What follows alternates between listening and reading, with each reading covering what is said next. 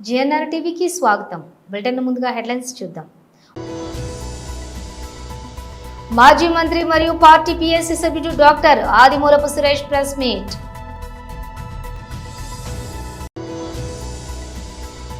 గత సీఎం హెలికాప్టర్లో వెళ్తుంటే కింద ఉన్న చెట్లు ఎగిరిపోయేవి, చంద్రబాబు సెటైర్.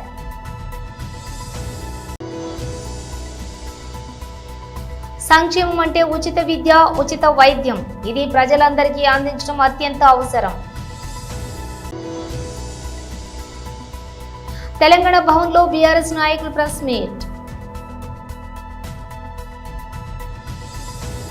ఇక డీటెయిల్స్ చూస్తే మాజీ మంత్రి మరియు పార్టీ పిఎస్సి సభ్యుడు doctor Adimulapu Suresh press meet నిర్వహించారు.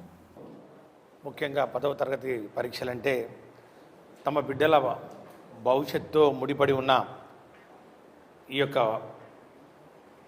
పరీక్షా పత్రాలను అడ్డగోలుగా నిర్లక్ష్యంగా దిద్దుతారా అంటూ తల్లిదండ్రులు మండిపడతా ఉన్నారు. లేనిపోని ఆర్భాటాలకు పోయి సంస్కరణలన్నీ రికార్డు స్థాయిలో రికార్డ్ అని చెప్పి విద్యార్థుల జీవితాలతోటి చెలగాటం ఆడుతారా అంటూ విద్యార్థి సంఘాలు కూడా దుమ్మెత్తిపోస్తున్నటువంటి పరిస్థితి మనం చూస్తూ ఉన్నాం. ఈ యొక్క ప్రశ్నపత్రాల మూల్యాంకనం ఏదైతే ఉందో, ఈ పత్రాల మూల్యాంకనం ఎవాల్యుయేషన్లో ఎందుకు ఇంత తీవ్రమైనటువంటి ఆలస్యం వహించారు విద్యాశాఖ? మరి ముఖ్యంగా ఎందుకు ఈ రికార్డ్స్, ఎవరి కోసం ఈ రికార్డ్స్, ఎవరి కోసం ఈ యొక్క కూటమి ప్రభుత్వం విద్యాశాఖ కొమ్ము కాస్తూ ఉందనే ప్రశ్నలు ఈరోజు రాష్ట్రమంతటా కూడా మరి ఈరోజు వినిపిస్తూ ఉన్నటువంటి పరిస్థితి మనం చూస్తాం. వారం రోజుల్లోనే మేము ప్రశ్నపత్రాల మూల్యాంకనం ముగించామని చెప్తా ఉన్నారు. వాస్తవాల్లోకి వెళ్తే కొన్ని పేపర్లలో మరి ముఖ్యంగా సోషల్ స్టడీస్ మరి జవాబు పత్రాల మూల్యాంకనం కేవలం 5 రోజుల్లోనే ముగించిందని పూర్తి చేశారనే ఒక విషయం కూడా బయటపడతా ఉంది. అంటే ఈ ప్రభుత్వం దేనికోసం ఈ రికార్డుల కోసం తాపత్రపడుతుంది? కనీసం ఈ రికార్డు జరిగిందా అంటే అది కూడా లేదు. ఎందుకంటే ఏప్రిల్ 1వ తారీఖున పరీక్షలు పూర్తయితే ఏప్రిల్ 23న ఈ యొక్క పరీక్షా ఫలితాలు వెల్లడించడం జరిగిందంటే సుమారు 21 రోజులు పట్టింది. గతంలో పోలిస్తే ఇది ఇంకెక్కువనే. ఎందుకంటే 22-23 విద్యా సంవత్సరంలో వైసీపీ ప్రభుత్వం అధికారంలో ఉన్నప్పుడు 17 రోజుల్లోనే మరి ఫలితాలు వెల్లడించిన విషయాన్ని కూడా ఈ సందర్భంగా నేను ఉటంకిస్తూ ఉన్నాను. ఈ యొక్క కూటమి ప్రభుత్వం ముఖ్యంగా విద్యాశాఖ కార్పొరేట్ ఇంటర్ కాలేజీలకు కొమ్ము కాయడానికే ఈ హడావుడి. ఇంటర్ తరగతుల్ని హడావుడిగా ప్రారంభించి ముఖ్యంగా కార్పొరేట్ కళాశాలలు ఈ జేఈ కోర్సులకు కానివ్వండి, నీట్ కోర్సులకు సంబంధించి ఆ యొక్క పని దినాలు ఎక్కువగా కావాలి, ఈ యొక్క క్లాసులు తొందరగా కలెక్ట్ చేసుకోవాలి, ఈ డబ్బులు వసూలు చేసుకోవాలి, తరగతులు మరి ప్రారంభిస్తారు. గత వైసీపీ ప్రభుత్వం చెట్లను నరికివేయడమే పనిగా పెట్టుకుందని, వారికి చెట్ల వల్ల కలిగే ప్రయోజనాలపై కనీస అవగాహన లేదని ముఖ్యమంత్రి చంద్రబాబు తీవ్ర స్థాయిలో విమర్శించారు. చెట్లను పెంచడం ప్రతి ఒక్కరి బాధ్యత అని, వాటిని నరికివేయడం దుర్మార్గమని ఆయన అన్నారు. రాష్ట్రంలోని పచ్చదనాన్ని గణనీయంగా పెంచేందుకు తమ ప్రభుత్వం కట్టుబడి ఉందని స్పష్టం చేశారు. ఇవాళ రాజధాని ప్రాంతంలోని అనంతవరంలో నిర్వహించిన ప్రపంచ పర్యావరణ దినోత్సవ కార్యక్రమంలో సీఎం చంద్రబాబు పాల్గొన్నారు. ఈ సందర్భంగా ఆయన ప్రసంగిస్తూ గత ప్రభుత్వ హయాంలో పర్యావరణ పరిరక్షణను పూర్తిగా విస్మరించారని ఆరోపించారు. గత ముఖ్యమంత్రి హెలికాప్టర్లో ప్రయాణిస్తూ ఉంటే కింద ఉన్న చెట్లు ఎగిరిపోయేవని సెటైర్ వేశారు. కానీ ఇప్పుడు తాను ఉప ముఖ్యమంత్రి పవన్ కళ్యాణ్ పర్యటిస్తున్నప్పుడు ఒక్క చెట్టు కూడా నరకడం లేదని ప్రజలు గమనించాలని కోరారు. కొన్ని దేశాల్లో చెట్లను నరికితే శాశ్వతంగా జైల్లో పెడతారని, చెట్టు నరకాలంటే ప్రభుత్వ అనుమతి తప్పనిసరి అని చంద్రబాబు గుర్తు చేశారు. చెట్టు నరికితే మనిషిని చంపినంత నేరంగా పరిగణించి చర్యలు తీసుకునే పరిస్థితులు ఉన్నాయని అన్నారు. చెట్లు పెంచడం మనందరి బాధ్యత, చెట్లు నరకడం అత్యంత దుర్మార్గమైన చర్య అని ఆయన పేర్కొన్నారు. ఈరోజు నేను వస్తున్నా, మా ఉప ముఖ్యమంత్రి వస్తున్నాడు, ఎక్కడైనా ఒక్క చెట్టు నరుకుతున్నావా తమ్ముళ్ళు చెల్లెమ్మలు మీరే చెప్పమని మిమ్మల్ని అందరూ అడుగుతున్నా.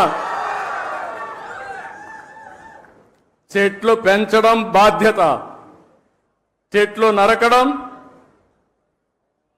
దుర్మార్గం. కొన్ని దేశాల్లో అయితే శాశ్వతంగా జైల్లో పెడతారు చెట్లు నరికితే. చెట్టు నరకాలంటే కూడా ప్రభుత్వ పర్మిషన్ ఇస్తే తప్ప చెట్టు నరకడానికి వీల్లేదు. చెట్టు నరికితే మనిషిని చంపినటువంటి నేరంగా చిత్రీకరించి వాళ్ళపైన యాక్షన్ తీసుకునే పరిస్థితి వస్తుంది. అందుకే నేను మిమ్మల్ని ఒకటే కోరుతున్నాం, 4-5 సంవత్సరాల్లో మన రాష్ట్రం కనీసం 37% గ్రీన్ కవర్ కావాల్సిన అవసరం ఉంది. దీనికి హార్టికల్చర్ డెవలప్ చేస్తాం. ఇప్పుడే పవన్ కళ్యాణ్ గారు చెప్పారు చాలా స్పష్టంగా. ఎప్పుడు కూడా నాకు ఒకసారి అనిపిస్తుంది, ఇవన్నీ మనం అనుకోవడం, ఇవన్నీ కానీ ఆచరించగలిగితే నేను ఒక మాట అడుగుతున్నా ఇక్కడ ఉండే వాళ్ళందరినీ, మీ లైఫ్లో 10 చెట్ల కంటే ఎక్కువ పెట్టి మేము పెంచుతున్నామని వాళ్ళు చేలిపైకెత్తండి. 10 చెట్ల కంటే ఎక్కువ. ఓకే, అందరూ ఆక్సిజన్ తీసుకుంటున్నారా లేదా? గాలి పీలుస్తున్నారా లేదా? మిగిలిన వాళ్ళకి గాలి పీల్చే అర్హత ఉందా? ఇప్పుడు ఏం చేస్తారో చెప్పండి. చెట్లు పెడతారా లేదా? చెట్లు పెట్టే బాధ్యత మీద అవునా కాదా? అవునంటే చేలిపైకెత్తండి. ఇదే నేను కోరుకుంటున్నా. ఒక అవేర్నెస్ రావాల్సిన అవసరం ఉంది. ఈరోజు మీరు ఒక్కసారి చూస్తే ప్రపంచానికి ఒక పెద్ద సవాల్ గ్లోబల్ వార్మింగ్. అంటే వాతావరణం ఉష్ణోగ్రతలు పెరుగుతున్నాయి. దీనివల్ల మీరు చూస్తే వర్షాలు తగ్గిపోతున్నాయి, భూగర్భ జలాలు ఇంకిపోతున్నాయి, సాగు ప్రమాదంలో పడతా ఉంది. తాగునీరు లేకుండా ఎక్కడికక్కడ ఫ్లోరైడ్ కంటెంట్ పెరిగిపోయి అనారోగ్యం పాలవుతున్నాం. దేవుడు అన్ని విధాలా బాగా పుట్టిస్తే ఈ నీరు దాగి వికలాంగులుగా తయారయ్యే పరిస్థితికి వచ్చాం.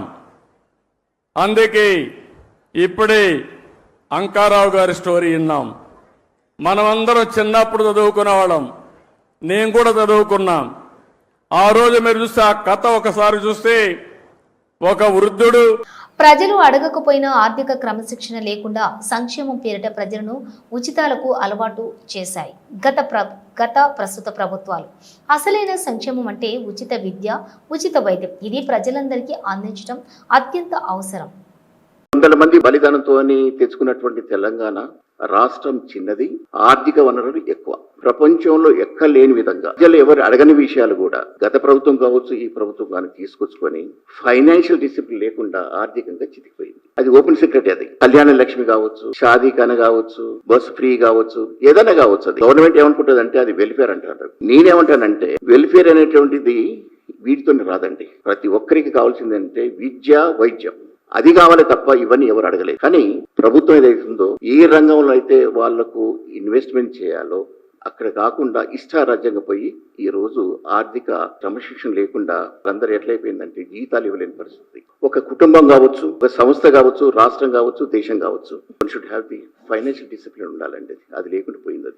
దానివల్ల ఇబ్బంది ఎవరు పడుతున్నారంటే ఎంప్లాయీస్ అండ్ టీచర్స్. ఇంతకుముందు గవర్నమెంట్ అయితే జీతాలు ఎప్పుడు ఇచ్చి తెలియపోయేది. 58 years కి సూపర్ యానిమేషన్ ఉండే, కానీ వాళ్ళకి ఇవ్వాల్సిన బెనిఫిట్స్ ఇవ్వాల్సి ఉందని ఎవరు అడగకుండానే 61 years చేశారండి. అది ఇప్పుడు March 24 నుంచి N number of employees getting retired వేలల్లో అవుతున్నారు. ఒక్కొక్కరికి వాళ్ళకి పెన్షన్ బెనిఫిట్స్ వచ్చేసి ఆర్డినరీ 4th class ఎంప్లాయీ నుంచి ఆఫీసర్ వరకు యావరేజ్ తీసుకుంటే 75 lakhs నుంచి 1 crore వరకు ఇవ్వాల్సి వస్తుంది.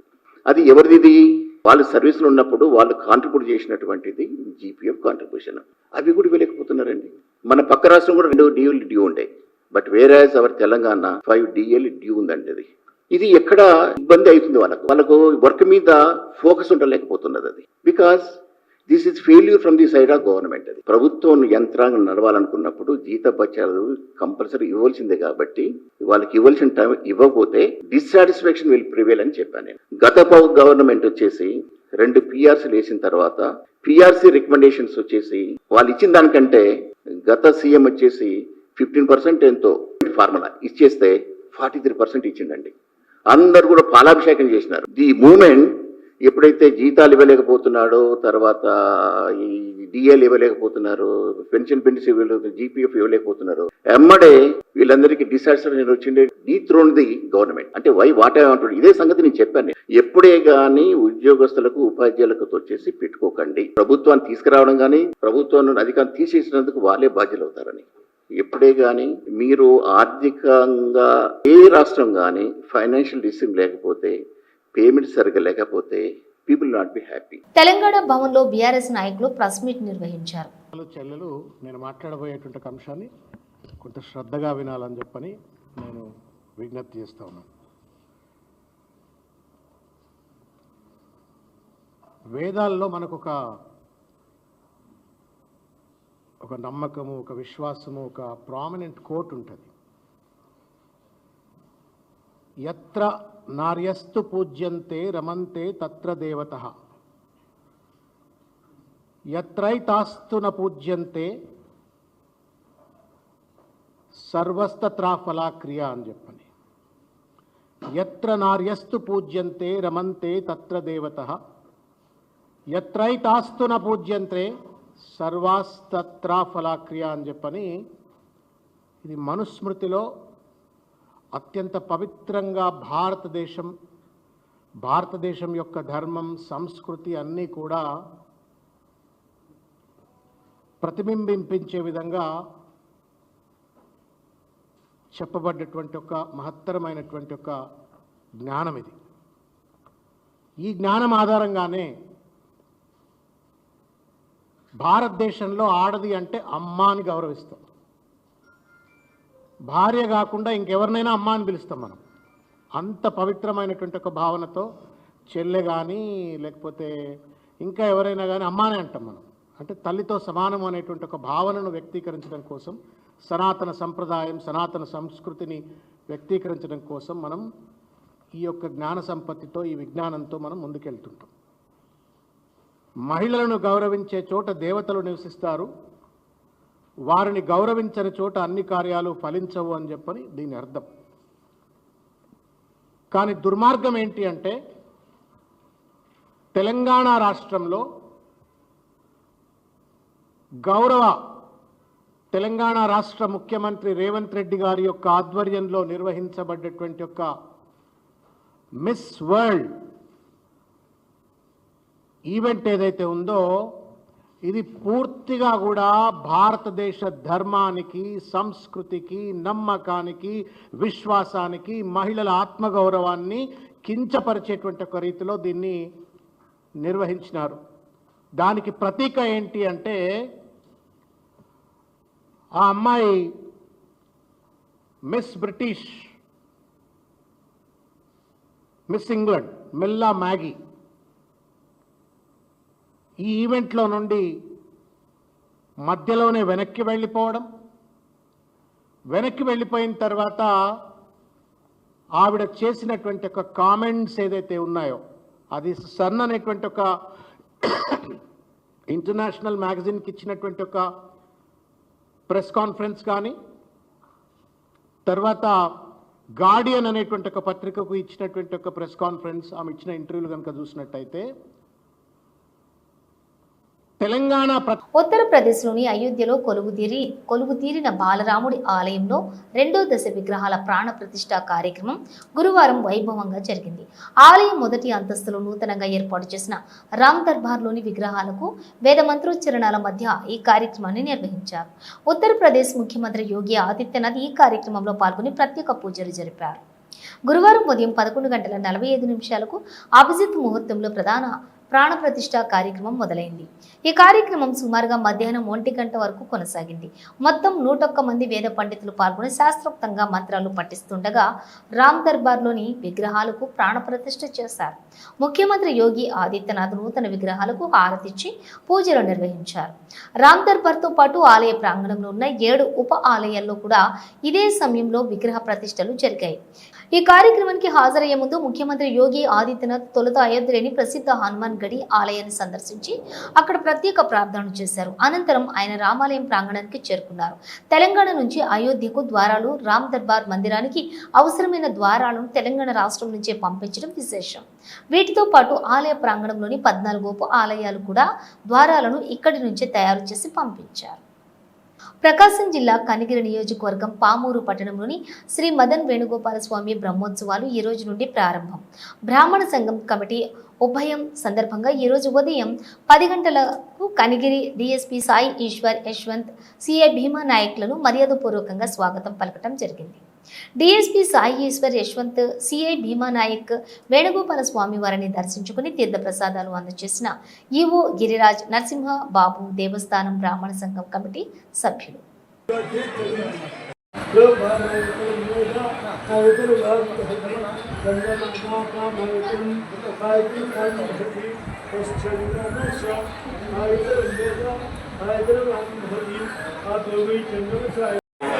అందరికీ నమస్కారం. మన కనిగిరి నియోజకవర్గం పామూరు గ్రామంలో వేంచేసి ఉన్న శ్రీ మదన వేణుగోపాల స్వామి వారి దేవస్థాన బ్రహ్మోత్సవ కార్యక్రమాలు ఎంతో అంగరంగ వైభవంగా ప్రారంభమయ్యాయి.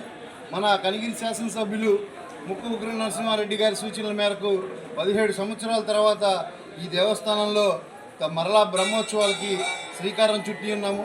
ఇక్కడ విశిష్టత ఏంటంటే 9 రోజులు కూడా 9 ఉభయాల వారు వారి యొక్క ఉభయాలతో ఇక్కడ చేసుకుంటారు. అయితే ఇవాళ మొట్టమొదటిగా ప్రారంభోత్సవం ఇవాళ బ్రాహ్మణ ఉభయం జరిగింది. ఇవాళ పొద్దున్నుంచి కూడా బ్రాహ్మలే కాకుండా గ్రామస్తులు ఇతర గ్రామాల వాళ్ళు కూడా ఎంతో సంతోషంగా కోలాహలంగా ఇక్కడ దేవస్థానంలో వచ్చి ఈ బ్రహ్మోత్సవాలు ప్రారంభించారు. ఉదయం పొద్దున్నే 7 గంటలకి నరసరావుపేట వాస్తవ్యులు బ్రహ్మశ్రీ జగన్నాథ శాస్త్రి గారిచే సూర్య నమస్కారాలు ప్రారంభించబడ్డాయి. ఆ తర్వాత నగర సంకీర్తన కూడా జరిగింది. ఎంతో కోలాటము ఇట్లా వివిధ సాంస్కృతిక కార్యక్రమాల నడుమ. అట్లాగే ఇప్పుడే మన కనిగిరి డిఎస్పీ గారు ఈశ్వరప్రసాద్ గారు అట్లాగే సిఐ భీమా నాయక్ గారు కూడా వచ్చి స్వామివారిని దర్శించుకున్నారు.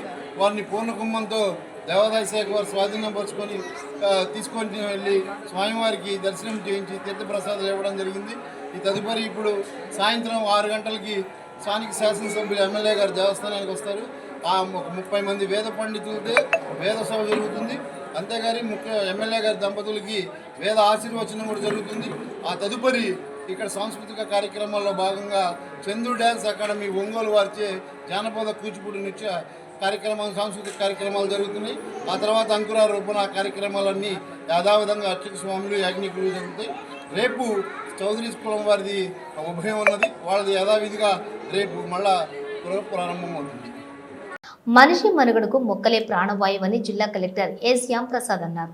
గురువారం సీతంపేట ఉద్యానవనంలో ఏర్పాటు చేసినటువంటి వనం మనం కార్యక్రమంలో పాల్గొన్న శాసనసభ్యులతో కలిసి పాల్గొన్నారు. ఈ సందర్భంగా కలెక్టర్ మాట్లాడుతూ జిల్లా వ్యాప్తంగా ప్రారంభించిన వనం మనం కార్యక్రమాన్ని ప్రభుత్వ కార్యక్రమంలా కాకుండా సొంత కార్యక్రమంగా జరుపుకోవాలని అన్నారు. ప్రజలు స్థానిక స్వచ్ఛంద సంస్థల భాగస్వామ్యం అవసరమని కలెక్టర్ పేర్కొన్నారు. అదేవిధంగా మరి పట్టుదలము పర్యావరణ సందర్భంగా సారథమాట ప్రతి మొక్కను నాటారు.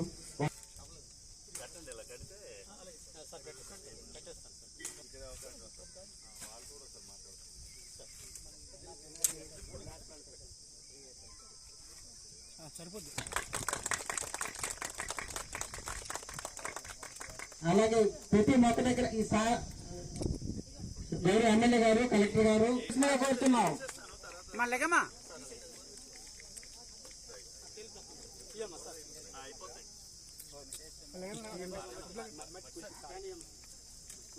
అందరూ మరొకసారి చెప్పట్లు మన జిల్లాని అన్ని రంగాల్లో ముందున్నట్టు మన జిల్లా కలెక్టర్ గారికి, మన ఐటీడీ తరఫున, గోమా తరఫున, అటవీ శాఖ తరఫున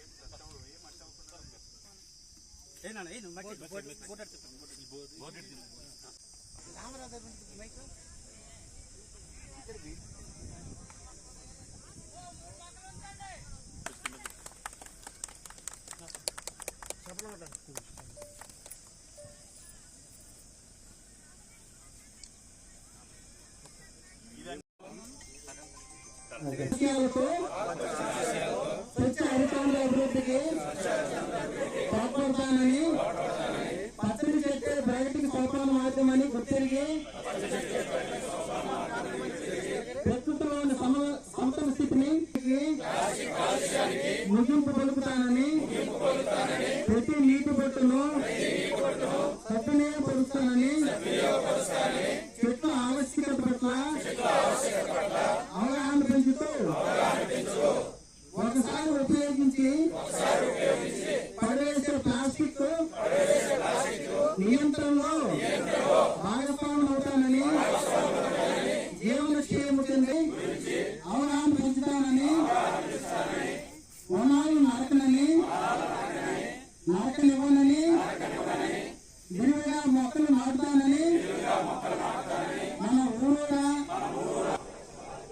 పేర సేకరించి స్వచ్ఛ హరితాంధ్రగా తీర్చిదిద్దేనివ్వనని విరివిగా మొక్కలు నాటుతానని. బులెటిన్ ముగించే ముందు హెడ్లైన్స్ మరోసారి. మాజీ మంత్రి మరియు పార్టీ పిఎస్సి సభ్యుడు doctor Adimulapu Suresh press meet.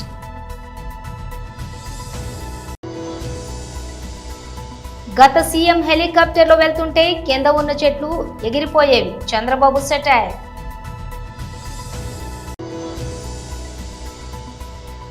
సంక్షేమం అంటే ఉచిత విద్య, ఉచిత వైద్యం, ఇది ప్రజలందరికీ అందించడం అత్యంత అవసరం. తెలంగాణ భవన్లో బీఆర్ఎస్ నాయకులు ప్రెస్ మీట్. ఇవి బులెటిన్ విశేషాలు. మరో బులెటిన్తో మళ్ళీ కలుద్దాం.